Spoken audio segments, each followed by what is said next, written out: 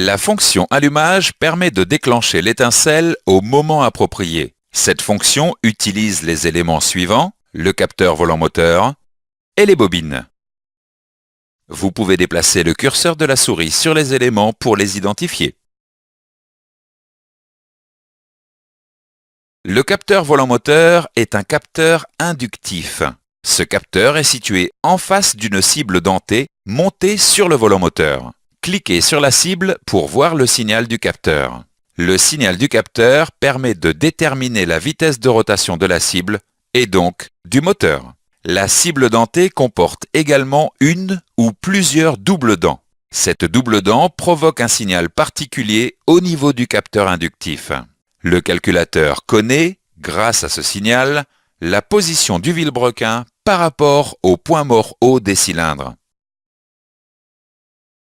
Le calculateur d'injection reçoit le signal du capteur volant moteur. Le calculateur détermine, grâce au régime moteur, l'avance à l'allumage nécessaire. Le signal correspondant à la double dent informe le calculateur sur la position du vilebrequin par rapport au point mort haut. Le calculateur détermine le moment de l'allumage par rapport à ce signal et à l'avance désirée. Vous pouvez déplacer le curseur de la souris sur les éléments pour voir les stratégies utilisées pour cette fonction. L'avance à l'allumage peut être modifiée en fonction des paramètres suivants: la pression du collecteur d'admission, la température d'eau et la température d'air. Vous pouvez déplacer le curseur de la souris sur les éléments pour voir les stratégies utilisées pour cette fonction.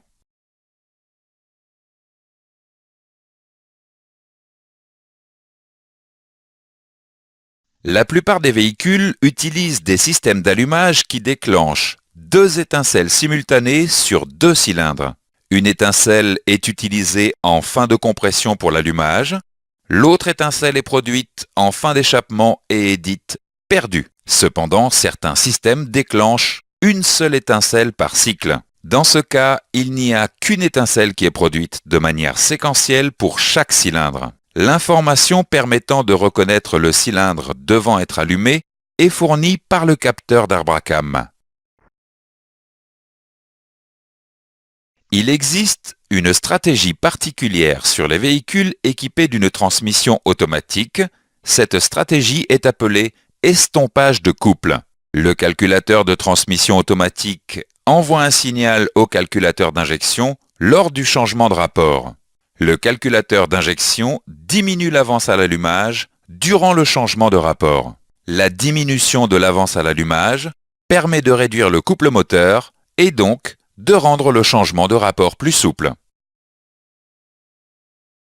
Il n'existe pas de stratégie de mode dégradé pour le capteur volant moteur. Tout défaut sur ce capteur empêche le fonctionnement du moteur.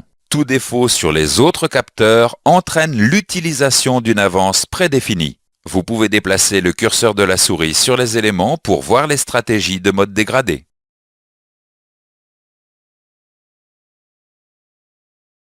Faisons maintenant quelques exercices avant de continuer. Quel capteur permet de déterminer la position du vilebrequin par rapport au point mort haut? Quelle est la conséquence d'un capteur volant moteur en défaut? Dans ce chapitre, nous avons vu les points suivants. La fonction allumage permet de déclencher l'étincelle au moment approprié.